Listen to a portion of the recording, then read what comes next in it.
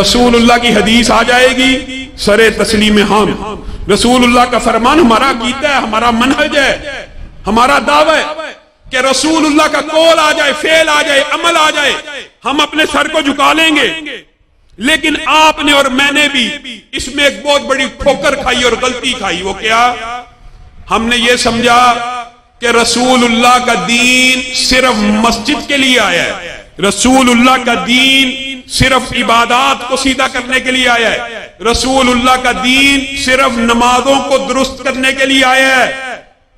یہ جو فلسفہ، یہ جو مغالطہ ہے، یہ آپ کی اور میری بہت بڑی فکری غلطی ہے کہ رسول اللہ منبر کے تو امام ہیں، مسجد کے اندر کے تو امام ہیں، لیکن رسول اللہ بازار کے امام نہیں ہیں۔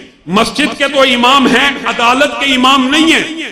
مسجد کے تو امام ہیں، ریاست کے امام نہیں ہیں۔ مسجد کے تو امام ہیں، سیاست کے امام نہیں ہیں۔ رسول اللہ مسجد کے امام ہیں، یہ ہمارا عقیدہ ہے، لیکن جیسے رسول اللہ مسجد کے امام ہیں ویسے ہی ریاست کے بھی امام ہیں، سیاست کے بھی امام ہیں، معاملات کے بھی امام ہیں، معاشرت کے بھی امام ہیں، بازار کے بھی امام ہیں۔ آپ سب مل جائیں، ہم سارے جتنے ہیں ابھی یہاں پہ سجدہ کرنا شروع کریں، سبحان اللہ پڑھیں، اللہ اکبر کہیں، اللہ اللہ کی ضربیں لگائیں، اللہ کی قسم پورے عالم کفر کو آپ کے سجدوں سے، آپ کے رکوع سے، آپ کی نمازوں سے کوئی فرق نہیں پڑے گا۔ لیکن آپ میں سے چند لوگ، آپ میں سے صرف چند لوگ اور کہنے والوں کے رفقا میں سے چند علماء اس بات کے لیے کھڑے ہو جائیں کہ یہ رسول اللہ کا دین صرف مسجد میں نافذ ہونے کے لیے نہیں آیا، معاشرے پہ نافذ ہونے کے لیے بھی آیا ہے۔ والذی ارسل رسولہ بالہدی ودین الحق لیظہرہ، رسول اللہ کا دین پورے معاشرے پہ غالب ہونے کے لیے آیا تھا کہ صرف مسجدوں کے لیے آیا تھا؟ آپ کو اور مجھے جگیردارانہ نظام نے، سرمایہ دارانہ نظام نے اتنا گمراہ کیا، اگر ہم میں سے صرف چند لوگ اور آپ کو کھڑا ہونا پڑے گا رسول اللہ کے دین کے لیے، اقامت دین کے لیے چند لوگ کھڑے ہو جائیں، پورا عالم کفر آپ کے خلاف کھڑا ہو جائے گا، پورا عالم کفر آپ کے خلاف کھڑا ہو جائے گا۔ وجہ کیا ہے؟ وجہ بھی سن لیجئے، وجہ بھی بڑی دقیق اور عمیق ہے لیکن عام فہم ہے۔ اللہ کی قسم وہ بھی یہ جانتے ہیں سرمایہ دارانہ نظام کس نے بنایا ہے؟ انسانوں نے۔ اشتراکیت، سوشلزم، کمیونزم، یہ سارے نظام کس نے بنائے ہیں؟ انسانوں نے۔ یہ جو نظام مصطفیٰ ہے یہ کہاں سے آیا ہے؟ آسمان سے۔ وہ بھی یہ بات سمجھتے ہیں کہ یہ نظام جب بھی نافذ ہوگا تبدیلی آ جائے گی۔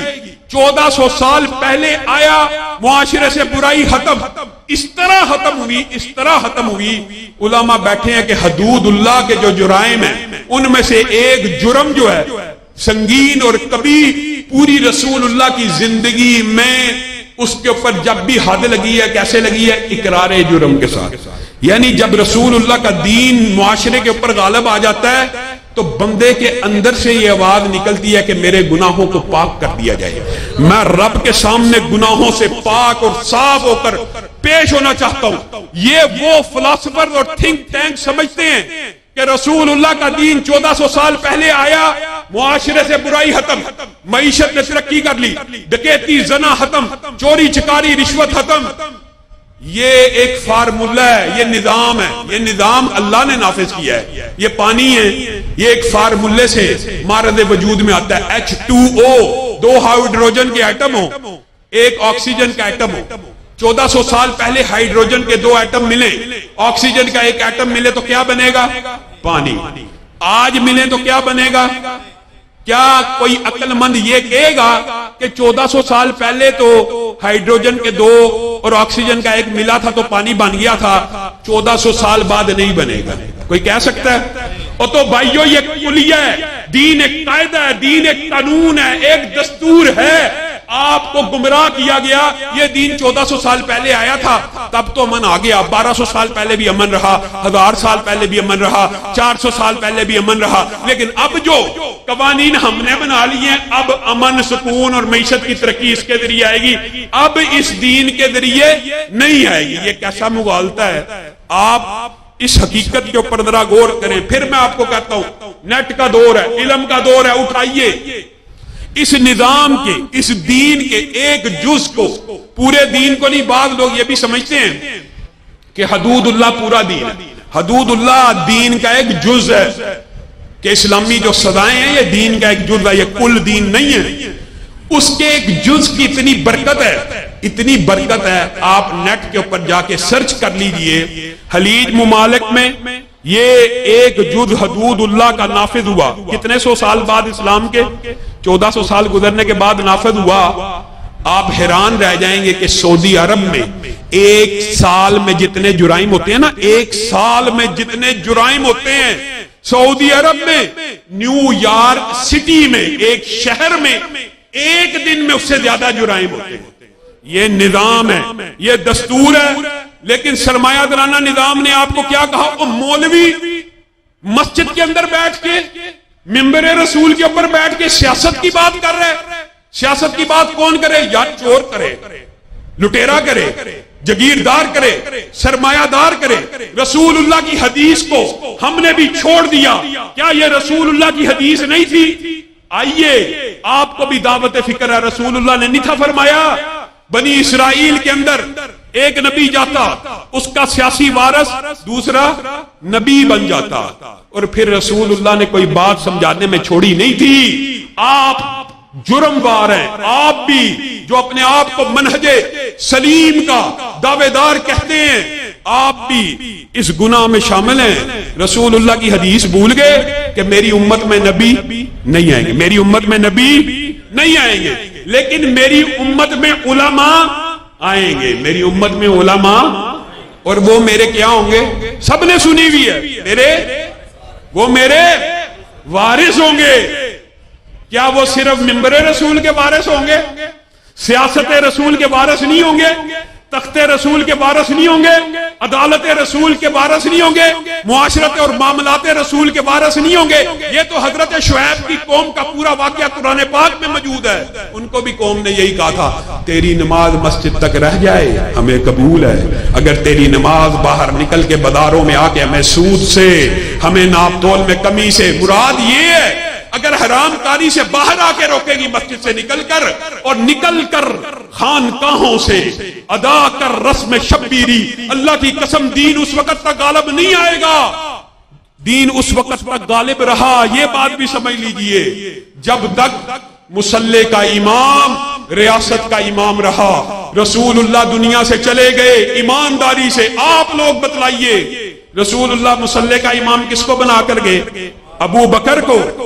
سب کا عقیدہ ہے نا اہل سنت کا، کس کو امام بنایا؟ ابو بکر کو صرف مصلی کا امام بنایا تھا کہ ریاست کا بھی بنایا تھا؟ کہاں تمہاری عقلیں؟ تمہیں کس نے یہ مغالطہ ڈال دیا کہ مولوی منبر رسول کے اوپر بیٹھ کے سیاسی بات نہ کرے؟ کیا سیاست رسول اللہ کی وراثت سے باہر ہے؟ کیا ریاست رسول اللہ کی سیاست سے باہر ہے؟ کیا عدالت رسول اللہ کی وراثت سے باہر ہے؟ یہ مغالطہ جگیرداروں نے، چوروں، لٹیروں نے آپ کو اس لیے ڈالا کہ اگر مولوی مل گئے، دین پسند مل گئے، اسلام پسند مل گئے، تو ہم جیسے چور، چکوں، رسا گیروں کو کون ووٹ دے گا؟ آپ سے، آپ بتائیے، آپ بیٹھے ہوئے نا، آپ سے میں پوچھتا ہوں، آپ بھی یہی جواب دیں گے۔ پی ٹی آئی کو کس نے ووٹ ڈالا؟ آدھے لوگ کہیں گے ہم نے پی ٹی آئی کو ووٹ ڈالا۔ نون لیگ کو کس نے ڈالا؟ آدھے لوگ کہیں گے ہم نے نون لیگ کو ووٹ ڈالا۔ آپ کس کے بندے ہیں جی؟ میں جی پی ٹی آئی کا بندہ ہوں۔ آپ کس کے بندے ہیں جی؟ میں نون لیگ کا بندہ ہوں۔ کوئی نون لیگ کا بندہ، کوئی پی ٹی آئی کا بندہ، اللہ کے بندے کہاں ہیں؟ نظام مصطفیٰ کے لیے کھڑے ہونے والے کہاں ہیں؟ دستور مصطفیٰ کے لیے، اس قرآن کے لیے کھڑے ہونے والے بندوں کی ضرورت ہے کہ نہیں؟ آپ مجھے بتلائیے وہ وقت کب آئے گا جب ہم میں سے بھی کچھ رجال پیدا ہوں گے، اور رجال چند ہوتے ہیں جو تحریکیں اور انقلاب کو بپا کر دیتے ہیں۔ اللہ کی قسم آج ضرورت ہے، آج وقت ہے کہ یہ نعرہ چھوڑ دیا جائے، عمران خان زندہ باد، نواز شریف زندہ باد۔ یہ نعرہ لگانے کے لیے ماں باپ، مولانا آپ سے بھی میں کہتا ہوں، اور یہ دانی بھائی سے بھی، کیا اس علاقے کے لوگ آپ کی مسجدوں میں بچے اس لیے پڑھنے کے لیے بھیجتے ہیں کہ وہ 8 سال پڑھ کے قرآن پاک کو حفظ کر کے باہر نکل کے عمران خان زندہ باد کے نعرے لگائیں، نواز شریف زندہ باد کے نعرے لگائیں؟ ان کو چاہیے اللہ کی قسم علماء اور دین کے طالب علم رہنما بننے کے لیے آئے، مقتدا بننے کے لیے آئے، راہبر بننے کے لیے آئے، پیشوا بننے کے لیے آئے۔ ایک مسجد کا مولوی اگر مسجد میں نماز کراتا ہے، عالم نہ بھی ہو، قاری ہی حالی کیوں نہ ہو، قرآن ہی پڑھنے والا کیوں نہ ہو، اس کو آگے کھڑا کرتے ہو کہ پیچھے کھڑا کرتے ہو؟ صرف ایک وقت ہوتا ہے جس وقت کوئی امام سے آگے ہوتا ہے، اور وہ وقت تب ہوتا ہے جب وہ دنیا سے چلا جاتا ہے، میت ہو جاتا ہے، صرف اس وقت امام سے آگے ہوتا ہے۔ باقی ساری زندگی امام کے پیچھے کھڑا ہونے کا درس یہ آپ بھول گئے کہ آج نظام مصطفیٰ زندہ باد کا نعرہ کون لگائے گا؟ اللہ کی قسم ہو سکتا ہے آج آپ کو یہ باتیں علامہ شہید کے فرزندان کی یہ باتیں آپ کو نکار خانے میں طوطی کی آواز لگے، لیکن ایک وقت آئے گا، ایک وقت آئے گا جس طرح علامہ شہید نے کہا تھا نا کبھی یاد کیا کرو گے، لیکن اس وقت ہم نہیں ہوں گے، تم اپنے بچوں کو داستانیں سنایا کرو گے۔ آج ہم یہ دعویٰ کرتے ہیں اللہ کی قسم ایک وقت آئے گا جب گھر گھر سے یہ آواز نکلے گی، دستور مصطفیٰ زندہ باد، نظام مصطفیٰ زندہ باد۔ اس وقت تم یہ بات یاد کرو گے کہ جس وقت یہ آواز اجنبی تھی، اس وقت شہید کے فرزندان اس بات کی صدائیں، اس بات کی اذانیں تمہارے کانوں میں دے رہے تھے۔ تو میرے بھائیوں 75 برس بیت گئے ہیں، ایمانداری سے بتلاؤ، اپنے گریبانوں کو ٹٹولو، 75 برس گزر گئے ہیں۔ کیا اہل اسلام تو ایک وسیع ہے، وسیع بات ہے، کیا میں اہل اسلام کی بات بعد میں کرتا ہوں، کیا اہل حدیث نے ان 75 برسوں میں ایک MNA کا حلقہ تیار کیا جہاں سے جیت سکے اپنی قوت بازو سے؟ جواب دو۔ ایک MPA کا حلقہ جیتنے کی استطاعت ہے اپنی قوت بازو پر؟ 75 برس بیت گئے، تھوڑے؟ آج ملک میں 3 کروڑ سے زائد ہو، پھر بھی تھوڑے ہیں۔ یہ جگیرداروں نے، سرمایہ دارانہ نظام نے، میں کہتا ہوں MPA بھی بڑی دور کی بات ہے، ایک یونین کونسل، ایک یونین کونسل آپ اہل حدیث نعرے کی بنیاد پہ نہیں جیت سکتے۔ کون ذمہ دار ہے؟ کون ذمہ دار ہے؟ کسی کو تان و تشنیع کرنا مقصود نہیں ہے، لیکن 75 برس تو بیت گئے، اس محرومی کا، اس کمزوری کا کون ذمہ دار ہے؟ آخر کچھ لوگ تو ذمہ دار ہیں نا۔ علامہ شہید اسی لیے کہا کرتے تھے زاغوں کے تصرف میں عقابوں کے نشیمن، کچھ لوگ تو ذمہ دار ہوتے ہیں، اور خدا نے دی ہے سروری انہیں کہ جنہیں معلوم نہیں ربش بندہ پروری کیا ہے۔ آپ اتنے کمزور نہیں ہیں جتنا ظاہر کیا جاتا ہے، اللہ کی قسم آپ صرف جتنے بیٹھے ہیں، آپ کو دعوت فکر ہے، جتنے بیٹھے ہیں جو سن رہے ہیں ان کی بات نہیں کرتا، جو اس مسجد کی چھت کے نیچے بیٹھے ہوئے ہیں، صرف آپ لوگ ارادہ کر لینا کہ ہم نے مولانا عطاء الرحمن ثاقب کا اور یاسین یزدانی کا دست و بازو بننا ہے۔ اللہ کی قسم صرف اسی ایک یونین کونسل میں یہ چند دنوں کے اندر گرد و نواح سے 3000 سے زائد ووٹ منتقل کروا سکتے ہیں، لیکن اس کے لیے آپ کی ضرورت ہے۔ اور صرف اگر ایک یونین کونسل سے آپ ابتدا کریں، صرف ایک یونین کونسل سے آپ کی اپنے 3000 ووٹ جہاں رجسٹرڈ ہوں، کسی سرمایہ دار کے ترلے کرنے کی ضرورت ہے، کسی جگیردار کے ترلے کرنے کی ضرورت ہے؟ میں کہتا ہوں پھر بھی اگر آپ سمجھتے ہیں کہ یہ کام کر لینے کے بعد بھی الیکشن مشکل ہے، آپ گروہ بندی، آپ جتھے بندی، یہ ہمارا آئینی اور قانونی حق ہے۔ ہم نوجوانوں کو بلٹ کے ذریعے نہیں، بیلٹ کے ذریعے تبدیلی کا خواب دکھا رہے ہیں، اور ہاں ہیں، لیکن ایک بات جزوی طور پہ یہ بھی کر دینا چاہتا ہوں کہ ضروری نہیں ہے یہ تحریک چل جائے، ضروری نہیں ہے کہ پہلی دفعہ کامیاب ہو جائے، لیکن اللہ کی قسم اگر آپ جتنے بیٹھے ہیں، ہزاروں بیٹھے، سینکڑوں بیٹھے ہیں، آپ جد و جہد کریں، میرے رفقا کے بازوؤں کو مضبوط کریں، آپ اپنی ایک یونین کونسل کے جیتنے سے ارادہ کریں، صرف ارادہ کریں، ابھی صرف ارادہ ہی کر لیں۔ کل صبح کا سورج طلوع ہونے سے پہلے پہلے علاقے کے سرمایہ دار، جگیردار آپ کے پاؤں کے نیچے آ کے گر جائیں گے۔ قاری صاحب ہمیں بتلائیے آپ کا کیا کام ہے؟ وہ اپنی قوت اور طاقت تو مضبوط کرو، کم از کم اس مقام پہ تو پہنچو کہ تمہیں ان کے گھروں کے چکر نہ لگانے پڑے، ان کو پتا ہو ووٹ بینک یہاں ہے، قوت کا محور یہ ہے، طاقت کا مرکز یہ ہے، وہ آپ کے پاس آئیں. اور یاد رکھیے ایک بات، آپ سے وعدہ بھی لینا اور ایک بات آپ نے یاد بھی رکھنی ہے.